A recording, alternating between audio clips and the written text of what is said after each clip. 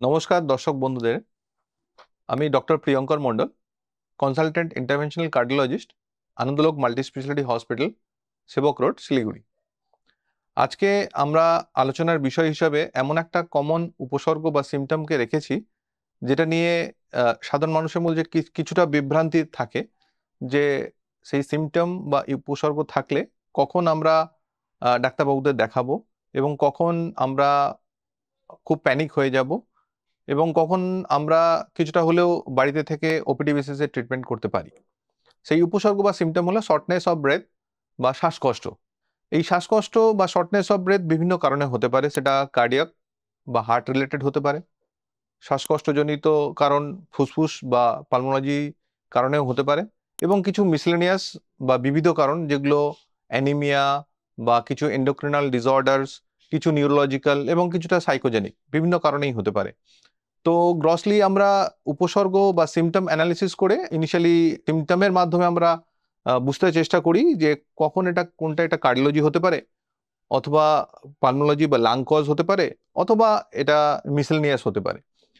তো সাধারণ মানুষ হিসাবে যখন আমরা কখনো এই ধরনের সিমটম আমাদের বন্ধু বান্ধবদের বা বাড়িতে কোনো পরিচিত বা বয়স্কদের যখন হয়, তখন কিছু কিছু বিষয় যেন আমরা একটু লক্ষ্য রাখি। যেমন ধরুন, অ্যাডাল্ট বা অনওয়ার্ডস যারা বয়স্কদের রয়েছেন, তাদের ক্ষেত্রে যখন কোনো একটা মানুষের শ্বাসকষ্ট হচ্ছে, সেই সঙ্গে আনুষঙ্গিকভাবে তার জ্বর আছে কিনা, কাফ কফ বেরোচ্ছে কিনা, অথবা সেই সঙ্গে স্কিনে কোথাও র্যাশ হচ্ছে কিনা, অথবা বুকে ধড়পড় বা বুকে ব্যথা বা আনকনসাসনেস হয়ে যাওয়া ইত্যাদি কিছু কিছু সিমটম যদি আমরা লক্ষ্য রাখি, তাহলে আমরা কিছুটা হেল্প করতে পারি যে তাদেরকে ক্লাসিফাই করার জন্য প্রিজাম্পটিভ, ফাইনাল তো নয়, প্রিজাম্পটিভ সিমটম অ্যানালিসিসের ভিত্তিতে। যেমন ধরুন, যখন কোনো রোগী আমাদেরকে বলে যে আমাদের শ্বাসকষ্ট হচ্ছে এবং হয়তো কিছুদিন আগে একটু জ্বর ছিল এবং সেই সঙ্গে সর্দি কাশি, সেটা কফ থাকতেও পারে বা মিনিমাল ড্রাই কাফও হতে পারে, তখন সেটা অনেক সময় আমরা বলি এটা ইনফেক্টিভ, যেটা ভাবতে পারি কেবলমাত্র সিমটম অ্যানালিসিসের মাধ্যমে। হয়তো এটা ইনফেক্টিভ, লাং ইনভলভমেন্ট আছে, নিউমোনাইটিস বা লোয়ার রেসপিরেটরি ট্র্যাক্ট অথবা আপার রেসপিরেটরি ট্র্যাক্ট ইনফেকশন হয়েছে, সেই ব্যাকগ্রাউন্ডে আমার পেশেন্টটা আসছে। অথবা ধরুন সেই সঙ্গে পেশেন্ট শ্বাসকষ্ট আছে, সেই সঙ্গে কেমন যেন একটা বুকে ব্যথা এবং শ্বাসকষ্টটা একটু পরিশ্রম করলে, হাঁটাহাঁটি করলে বাড়ছে, রেস্ট নিলে কমে যাচ্ছে এবং মাঝে মাঝে বুক ধড়ফড় করছে। সেটা অনেক সময় হার্টের দিকে বা কার্ডিওলজির দিকে হয়তো ইন্ডিকেট করে। আবার অনেক সময় এমনও মানুষ শ্বাসকষ্ট হতে পারে যে শ্বাসকষ্ট হচ্ছে, কাজ বসে থাকলেও হচ্ছে, পরিশ্রম করলে বাড়ছে, কিন্তু আনুষঙ্গিক বুকে ব্যথা সেরকম নেই বা কাশি সেরকম নেই, অথবা আগে প্রিভিয়াসলি কোনো রকম ইনফেকশন বা জ্বর ছিল, সেরকমও হিস্ট্রি নেই। অথচ দেখা যায় যে সেগুলো মিসলেনিয়াস বা বিবিধ কজের মধ্যে পড়তে হবে। যেমন হয়তো পেশেন্টের অ্যানিমিয়া আছে, হয়তো পেশেন্টের এই মুহূর্তে মেনস্ট্রুয়েশন চলছে, huge amount of bleeding loss ইত্যাদি থাকে, অথবা কোনো কনজেনিটাল ইলনেস রয়েছে বা হিমাটোলজিক্যাল কোনো ডিসঅর্ডার রয়েছে যেখানে ব্লাড তৈরি কম হয়। তো সেক্ষেত্রেও অনেক সময় শ্বাসকষ্ট হতে পারে। আবার দেখা যায় যে ইয়াং ফিমেলদের ক্ষেত্রে দেখা যায় যে কোথাও কিছু নেই, এমনভাবে হঠাৎ করে শ্বাসকষ্ট আরম্ভ করে দেয় যে তখন বাড়ির লোক প্যানিক হয়ে যায় যে এই বোধহয় কিছু একটা খারাপ হয়ে গেল। এতভাবে শ্বাসকষ্ট, এতভাবে মনে হচ্ছে যেন এক্ষুনি দম বন্ধ হয়ে পেশেন্ট মারা যেতে পারে। তো তখন আমরা অনেক সময় দেখি যে এটা সাইকোলজিক্যাল বা হাইপার ভেন্টিলেশন বা generalise anxiety disorder, panic attack ইত্যাদি অনেক ধরনের সিমটম ডায়াগনোসিস আসতে পারে। তো এগুলো যখনই কোনো একটা পেশেন্টের যখন অতিরিক্ত ম্যানারে শ্বাসকষ্ট হচ্ছে, যার সিজনাল ভ্যারিয়েশন নেই বা আগেকার কোনো প্রিভিয়াস ডায়াগনোসড নেই যে পেশেন্টটার অ্যাজমা রয়েছে বা পেশেন্টের সিওপিডি রয়েছে, নিউ অনসেট সিমটম, অথবা আগেকার কোনো ডায়াগনোসিস থাকলেও থাকতে পারে, কিন্তু নতুন করে যে সিমটম আসছে বা শ্বাসকষ্ট যেটা হচ্ছে, সেটা যে প্রিভিয়াস ডায়াগনোসিসের জন্যই হচ্ছে সেটা নাও হতে পারে। হয়তো প্রি এক্সিস্টিং অ্যাজমা আছে অথবা সিওপিডি আছে, কিন্তু সেই ব্যাকগ্রাউন্ডে পেশেন্টের নতুন করে হার্টের ইলনেস বা এলমেন্টস থাকতেই পারে। তো যখনই কোনো পেশেন্ট শ্বাসকষ্ট নিয়ে আপনাদের কাছে থাকবে, তখন যদি সম্ভব হয়, যদি পেশেন্ট অতটা ডিটোরিয়েট না করে, তাহলে ওপিডি বেসিসে আমরা দেখাতেই পারি।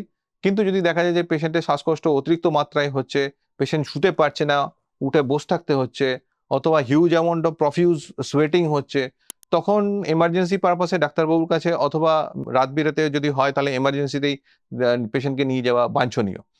এইবার ডাক্তারবাবুর ক্ষেত্রে সেটা কোন পার্সপেক্টিভ থেকে যদি আমি দেখি, তখনই আমরা দেখতে থাকি যে পেশেন্টের এই যে পেশেন্ট যেগুলো আমাদের কাছে কমপ্লেন করে সেগুলো তো সিমটম, এবং আমরা কিছু পরীক্ষা নিরীক্ষা করি, ক্লিনিক্যাল এক্সামিনেশন করি, সেটা থেকে আমরা কিছু সাইন্স বার করার বা খুঁজে বার করার চেষ্টা করতে থাকি। সেগুলো দিয়ে কোনো ক্লু খুঁজতে হবে, ডায়াগনোসিস কোন দিকে যাচ্ছে, যে লাংসের দিকে যাচ্ছে, না হার্টের দিকে যাচ্ছে, না বিবিধ মিসেলেনিয়াস কজের মধ্যে যাচ্ছে। ক্লিনিক্যালে আমরা যখন এক্সামিনেশন করি তখন দেখি পেশেন্টের প্যালর বা হিমোগ্লোবিন আনুমানিক কত হতে পারে। একটা প্যালর পেশেন্ট সাদা ফ্যাকাসে হয়ে গিয়েছে, তখন আমরা অনেক সময় ভাবি যে অ্যানিমিক হতে পারে। অথবা পেশেন্টের লাংসের যখন আমরা ফাইন্ডিংস দেখতে থাকি তখন দেখতে ক্রেপস বা রংকায় বিভিন্ন ধরনের সাউন্ড থেকে আমরা বুঝতে পারি পেশেন্টটার লাংসের পালমোনারি প্যারেনকাইমাল প্যাথোলজি, না লাংসের মধ্যে জল জমেছে।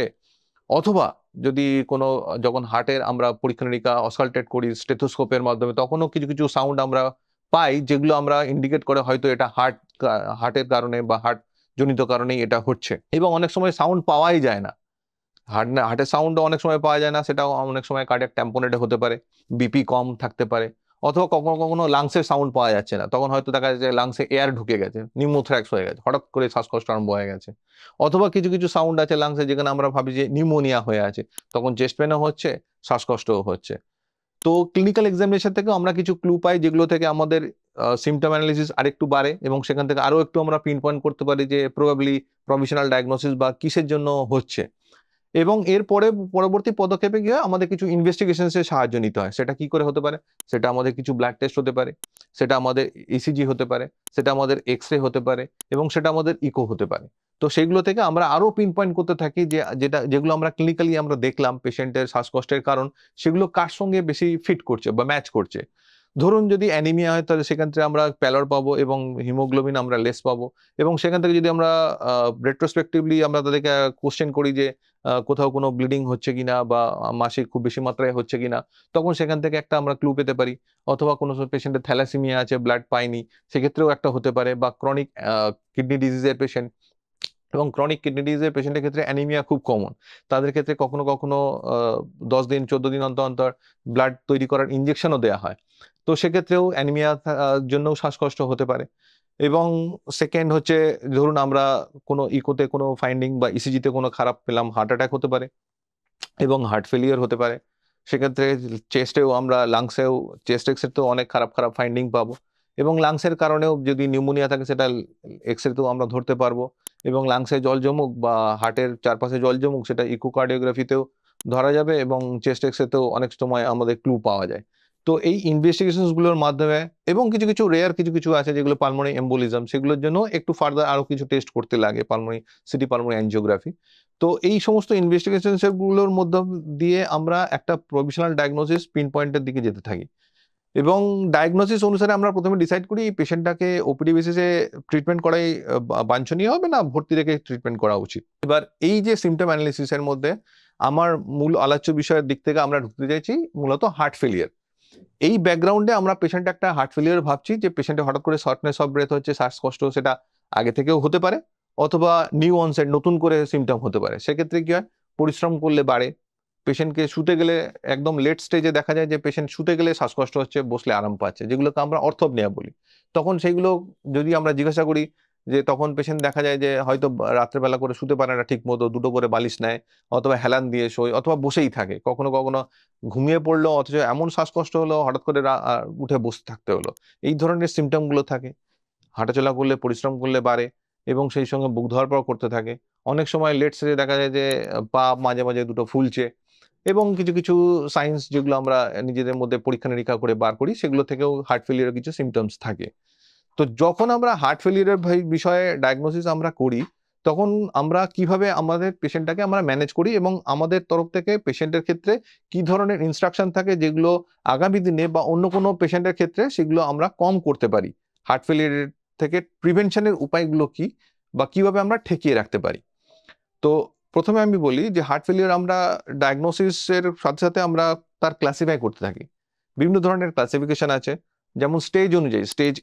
স্টেজ এ মানে হচ্ছে পেশেন্টের রিস্ক ফ্যাক্টর আছে, যেমন ধরুন হাইপারটেনশন আছে, ডায়াবেটিস আছে, লিপিড প্রোফাইল এলিভেটেড হয়ে রয়েছে, কিন্তু পেশেন্টের কোনো সিমটম নেই, এবং পেশেন্টের কোনো স্ট্রাকচারাল হার্ট ডিজিজ নেই, মানে হয়তো ভালভের কোনো প্যাথোলজি নেই, আমরা ইকো করেছি, আমরা ইসিজি করেছি, গঠনগতভাবে হার্টের কোনো তখনও ইনজুরি হয়নি, কিন্তু রিস্ক ফ্যাক্টর আছে, সেটাকে আমরা বলি স্টেজ এ হার্ট ফেলিয়ার।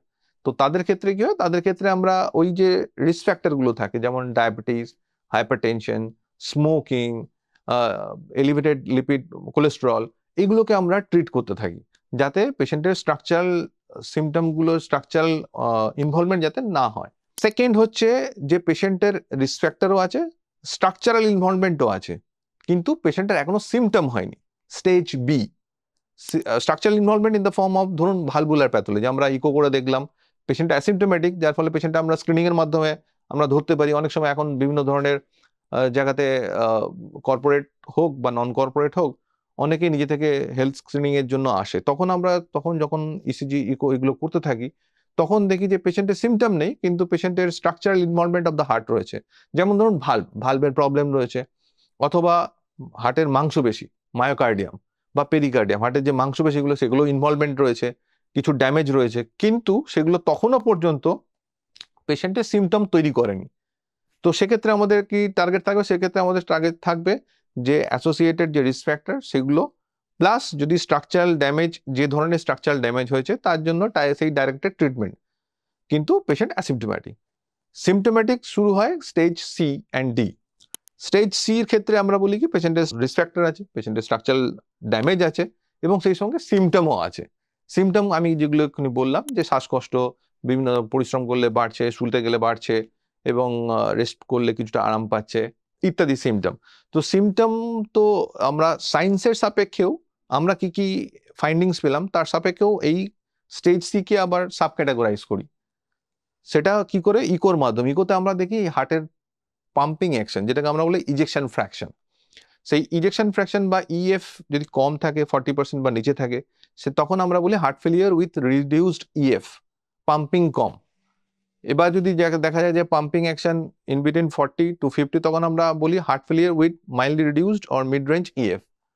এবং যদি পাম্পিং অ্যাকশন 50%-এর উপরে থাকে, তখন আমরা তাদেরকে বলি heart failure with preserved EF.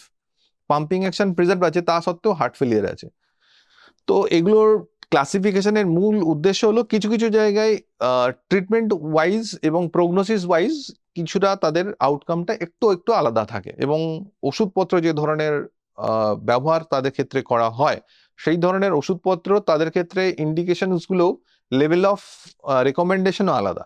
যেমন ধরুন কিছু কিছু ওষুধপত্র যেগুলো heart failure with reduced EF, যাদের পাম্পিং অ্যাকশন 40%-এর নিচে, তাদের ক্ষেত্রে দিতেই হবে, মাস্ট। সেগুলো বিভিন্ন ধরনের ক্লিনিক্যাল ট্রায়াল, মেটা অ্যানালিসিসে দেখা যাচ্ছে সেগুলো খুবই হেল্পফুল, এবং ক্লাস 1 ইন্ডিকেশন দিতেই হবে, এবং তাদের ক্ষেত্রে আউটকাম খুবই ভালো। তো তাদের ক্ষেত্রে আমরা বিভিন্ন ধরনের সেই ধরনের ওষুধগুলো প্রথমেই প্রয়োগ করি। এবং heart failure with mid range, যেগুলো 40 to 50-এর ক্ষেত্রে, তাদের ক্ষেত্রে দেখা যায় যে যেগুলো রিডিউসড ডিএফ এর ক্ষেত্রে আছে, সেগুলোর সবগুলো যে ক্লাস 1 ইন্ডিকেশন এমন নয়। কিছু কিছু আছে যাদের এভিডেন্স খুব স্ট্রং, সেগুলো দিই। কিছু কিছু আছে এভিডেন্স এখনো পর্যন্ত ততটা স্ট্রং নয়, কিন্তু উইক এভিডেন্স আছে, সেগুলো দিলে ভালো। তেমনই ভাবে heart failure with preserve DF, যেগুলো 40%, 50%-এর বেশি, সেক্ষেত্রে এখনো সেই ধরনের স্ট্রং এভিডেন্স যুক্ত ওষুধ দু একটাই আছে, তো সেগুলোই আমরা প্রথমে স্টার্ট করি। তার মধ্যে সুগারের কিছু ওষুধ আছে যেগুলো হার্টেরও খুব বেশি ভালো মাত্রায় কাজ দেয়, এবং আনুষঙ্গিক কিছু কিছু তাদের ক্ষেত্রে রিস্ক ফ্যাক্টর, আনুষঙ্গিক কোমরবিডিটিস এত বেশি, যদিও পাম্পিং অ্যাকশন প্রিজার্ভড আছে, তা সত্ত্বেও তারা খুব কষ্ট পাচ্ছে। লাস্টলি আমাদের স্টেজ ডি। স্টেজ ডি হচ্ছে রিফ্র্যাক্টরি হার্ট ফেলিয়ার। আমরা যত রকমের ওষুধপত্র অ্যাভেলেবেল, এভিডেন্স অ্যাভেলেবেল, তাদের সমস্ত কিছু প্রয়োগ করেছি, তা সত্ত্বেও পেশেন্টের সিমটম রিফ্র্যাক্টরি, মানে পেশেন্টের সিমটম হয়েই যাচ্ছে, এবং পাম্পিংও খুব একটা ইমপ্রুভ করছে না, হাতে কিছু ওষুধও পড়ে নেই। তো তাদের ক্ষেত্রে কি হয়? তাদের ক্ষেত্রে বিভিন্ন ধরনের ডিভাইস থেরাপি এই মুহূর্তে আছে অ্যাভেলেবেল। সেই সমস্ত ডিভাইস থেরাপি, বিভিন্ন ধরনের পেসমেকার, সিআরটি, আইসিডি, এবং সাপোর্টিভ ডিভাইস থেরাপি, এলভ্যাট সিস্টেম, তো মেকানিক্যাল সার্কুলেটরি সাপোর্ট, এবং লাস্টলি হার্ট ট্রান্সপ্লান্টেশন। এই ধরনের অপশনসগুলো কেবলমাত্র রিফ্র্যাক্টরি হার্ট ফেলিয়ারের ক্ষেত্রে দেওয়া হয়। That is the current guideline. এবং এই যে ট্রিটমেন্টের একটা আমরা স্পেকট্রাম বললাম, তো এক্ষেত্রে সাধারণ মানুষ হিসাবে কিছুটা আমি ডাক্তারের পরিভাষায়, ডাক্তারের চোখ দিয়ে আমি কিছু কিছু সিমটম এবং তার ট্রিটমেন্টের কিছু আভাস আমি দিলাম। তো আপনাদের ক্ষেত্রে সেটা টেকওয়ে কি করে হবে? আপনাদের ক্ষেত্রে টেকওয়ে হবে, যখনই কোনো রকম পেশেন্টের সিমটম হবে, সে অ্যাডাল্ট হোক বা বয়স্ক হোক বা ইয়াং বাচ্চাদের ক্ষেত্রে, আমার কনজেনিটাল হার্ট ডিজিজ, বিভিন্ন ধরনের রোগ থাকে তাদের ক্ষেত্রেও শ্বাসকষ্ট তারা অনেক সময় কমপ্লেন করে, তাদের ক্ষেত্রেও ইকোটা খুব মাস্ট। তাদের ক্ষেত্রে দেখা যায় যে কনজেনিটাল হার্ট ডিজিজ বিভিন্ন ধরনের ফুটো আছে কিনা বা ভালভুলার প্যাথোলজি আছে কিনা তাদের ক্ষেত্রেও দেখতে হয়। তো সহজ ভাষায় হলো যখনই কোনো পেশেন্টের সিমটম হবে, যদি সম্ভব হয় আপনি নিয়ার বাই জেনারেল ফিজিশিয়ানের কাছে যেতে পারেন। যদি মনে হয় যে না আমাদের সিমটম আমাদের পক্ষে, সাধারণ মানুষের পক্ষে তো বোঝা সম্ভব নয় কোনটা হার্ট কোনটা লাংস, কিছু কিছু আমি আভাস দিলাম। কিন্তু যদি মনে হয় কনফিউশন আছে তাহলে স্ট্রেট ফরওয়ার্ড জেনারেল মেডিসিনকে দেখান। জেনারেল মেডিসিনের ডাক্তারবাবু এই ধরনের যে ধরনের আমি বললাম তাদের ব্রেনে ওই ধরনের চিন্তাভাবনাগুলোই থাকতে থাকে। তো তারাই অ্যানালিসিস করে বুঝার চেষ্টা করে যে এটা লাংসের কজ না হার্টের কজ না বিবিধ কজ। যদি মনে হয় লাংসের কজ তারা নিজে থেকে কিছু ইনভেস্টিগেশন করে, এবং যখন মনে হয় যেটা লাংসের কাছে পাঠানো উচিত তারা অলরেডি পাঠিয়ে দেয়। যখন মনে হয় যে কার্ডিওলজির কেস তখন তারা কার্ডিওলজি ডাক্তারবাবুকে অটোমেটিক্যালি পাঠিয়ে দেবে, অথবা তারা নিজেরাই কিছু কিছু ইসিজি ইকো ইত্যাদি টেস্ট দিয়ে তারাই অনেক সময় কিছুটা কাজ এগিয়ে দেয়। তো আপনাদের যখন মনে হচ্ছে পেশেন্টের শ্বাসকষ্ট হচ্ছে তখন নিয়ার বাই ডাক্তারবাবুর কাছে যান, জেনারেল ফিজিশিয়ান হলে ভালো হয়, বা এমডি মেডিসিন। তো তারাই চ্যানেলাইজ করবে, অথবা যদি মনে হয় যে কিছুই বুঝতে পারছেন না আপনি কার্ডিওলজির কাছে অথবা পালমোলজির কাছে ডিরেক্টলি যেতে পারেন। তারাও সিমটম অ্যানালাইসিস করে যে যার রেসপেক্টিভ ফিল্ডের পেশেন্টগুলোকে রাখে এবং অন্যান্য পেশেন্টগুলোকে সেই ধরনের কনসালটেন্টের কাছে পাঠিয়ে দেয়।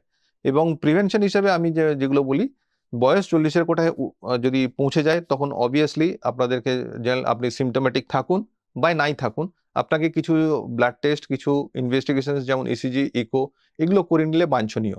এবং যদি যাদের ক্ষেত্রে ফ্যামিলি হিস্ট্রি আছে এবং তাদের ক্ষেত্রে 40-এর না পৌঁছালে যদি মাত্র সিমটম হয়, বা ইন জেনারেল অনেকে এমনিতে নিজে স্বতঃপ্রণোদিত হয়ে অনেক কিছু করিয়ে নেয়, তো সেক্ষেত্রে অনেক কিছু investigation be it in the blood test, be it in the ECG or echocardiography, তো সেগুলোতে অনেক কিছু আমাদের স্ট্রাকচারাল খারাপ খারাপ অ্যাবনর্মালিটি বেরিয়ে যায়, যেগুলো সেই মুহূর্তে যদি ট্রিট করা যায় তাহলে দেখা যায় যে ফিউচার ক্যাটাস্ট্রফিক ইভেন্ট বা খুব খারাপ খারাপ অ্যাডভার্স ইভেন্টগুলো কম হচ্ছে।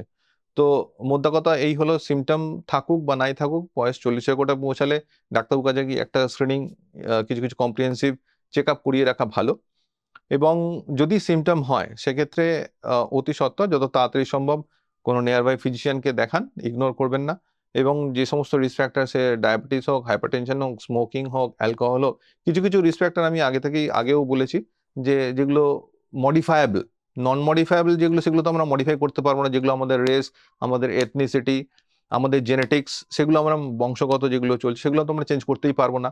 কিন্তু যেগুলো মডিফায়েবল রিস্ক ফ্যাক্টর, যেগুলো আমি বললাম যে diabetes it can be controlled, hypertension it can be controlled, smoking it can be we can abstain from it, এবং অ্যালকোহল, তো এগুলোকে তো আমরা লিপিড প্রোফাইল এগুলো তো আমরা চেক করতেই পারি। তো যেগুলো মডিফাইবল সেগুলো মডিফাই করলে আগামী দিনে খারাপ খারাপ ইভেন্টগুলো কম ঘটবে, সেক্ষেত্রে আপনিও ভালো থাকবেন এবং আমাদের দেশের স্বাস্থ্য পরিষেবাও ভালো হবে। এর মধ্যে যদি কিছু আপনাদের কিছু কোয়ারি থাকে আপনারা কিছু এক্ষেত্রে লিখে পাঠাতে পারেন, সেই অনুযায়ী আমরা ফিউচার যেগুলো ভিডিও বানাবো সেক্ষেত্রে সেই ধরনের কোয়ারি নিয়ে আমরা আরো বেশি স্পেসিফিক ম্যানারে বলতে পারবো। আপনাদের যদি এই সমস্ত ছোট ছোট আলোচনা, সেই এই হেলথ ইনসাইটের বাকি ভিডিও বা এই ভিডিওগুলো থেকে কিছু কিছু যদি হেল্প কিছু পেয়ে থাকেন সেগুলো আপনারা ফিডব্যাক হিসেবে জানাতে পারেন। ধন্যবাদ।